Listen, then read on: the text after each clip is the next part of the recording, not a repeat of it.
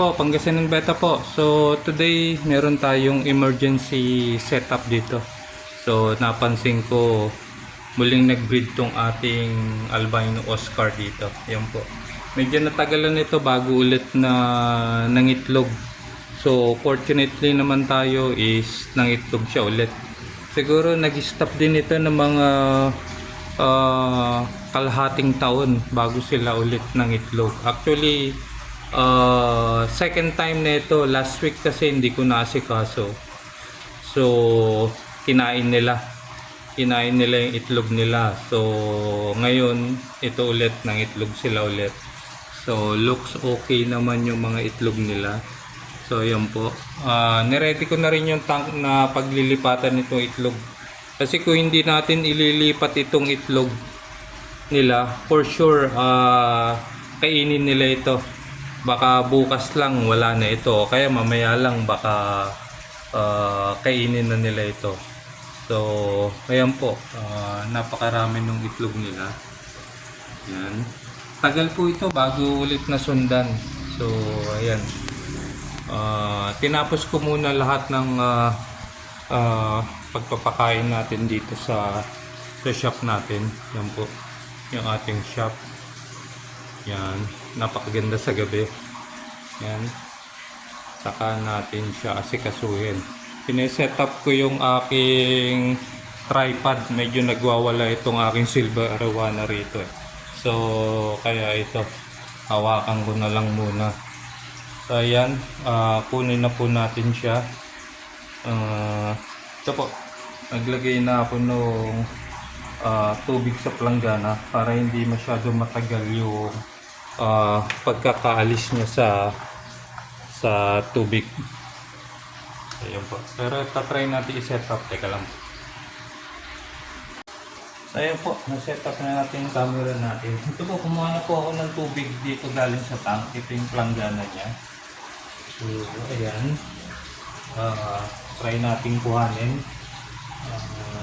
Hopefully hindi tayo pagatin. Matapang. O tayo ng pantaboy.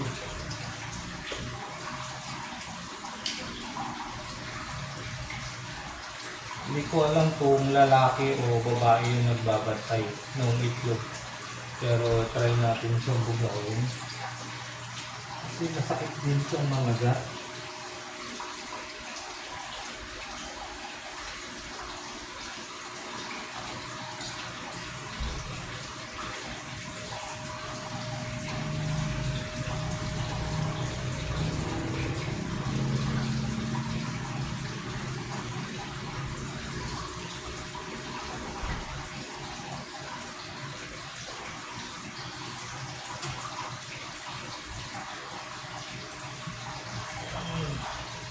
Lang.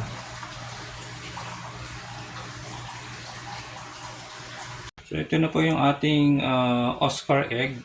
Nailipat na po natin. 20 gallons tank po ito. Pinaglalagyan ko. Ayan. And then yung tubig natin. Ayan. Make sure may aerator po tayo. Ayan. Yung aerator is malapit dun sa egg para hindi siya mag-molds. Mataboy niya yung mga microbacteria dyan para hindi madaling mag-molds yung ating mga itlog. So, ayan po. Baka dagdagan ko pa yan eh. Baka gawin kong dalawa yung air bubbles niya para talagang mataboy yung mga microorganism dyan, yung mga bacteria para hindi mag-molds yung ating itlog. So, ayan po. Tubig natin, nilagyan lang natin ng ano yan, methylene blue.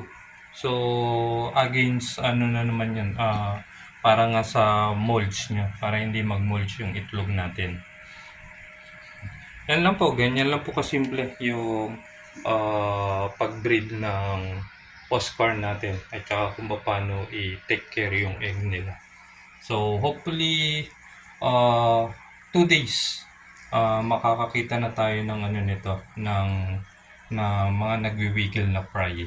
Yan. So, yan po. Abangan nyo po after 2 weeks. 2 days natin. 2 days lang po. After 2 days lang po yan makakakita na tayo ng nagwi-wiggle dyan. So, abangan na lang po natin yung update natin dyan sa ating Oscar egg. Ayan po. Yan, sasakot mo naman.